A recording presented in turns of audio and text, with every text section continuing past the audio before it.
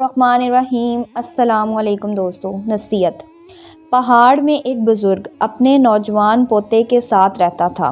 وہ روز صبح قرآن کی تلاوت کرتا تھا۔ ان کا پوتا ہمیشہ ان جیسا بننے کی کوشش کرتا تھا۔ ایک دن پوتا کہنے لگا، دادا، میں بھی آپ کی طرح قرآن پڑھنے کی کوشش کرتا ہوں، لیکن مجھے سمجھ نہیں آتی، اور جو سمجھ آتی ہے جیسے ہی میں قرآن بند کرتا ہوں میں بھول جاتا ہوں۔ ایسے قرآن پڑھنے سے ہمیں کیا سبق ملتا ہے؟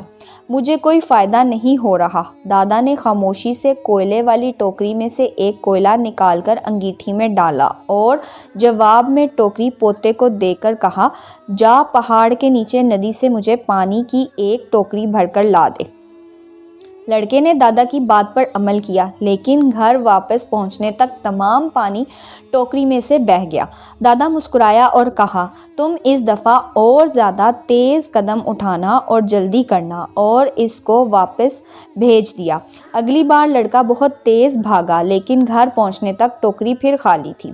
پھولی ہوئی سانسوں سے اس نے دادا سے کہا، ٹوکری میں پانی لانا ناممکن ہے، وہ بالٹی میں پانی لے آتا ہے۔ دادا نے کہا، مجھے پانی کی بالٹی نہیں، پانی کی ٹوکری چاہیے۔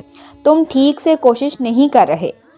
اور پھر سے نیچے بھیج دیا۔ دروازے میں کھڑے ہو کر دیکھنے لگے کہ وہ کتنی کوشش کرتا ہے۔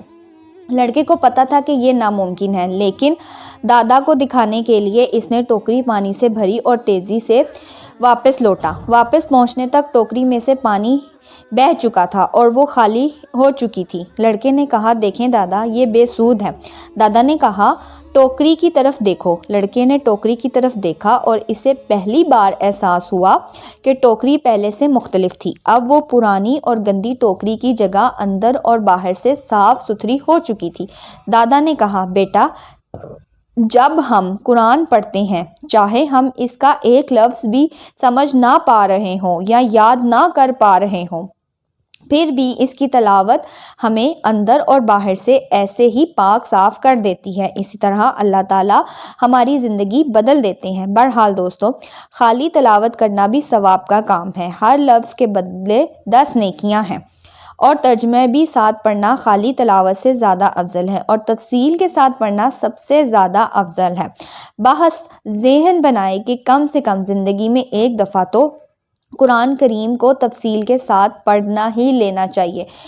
دوستو، اگر آپ کو یہ ویڈیو پسند آئی ہو تو پلیز ایک لائک، شیئر اور سبسکرائب کر دیجیے گا۔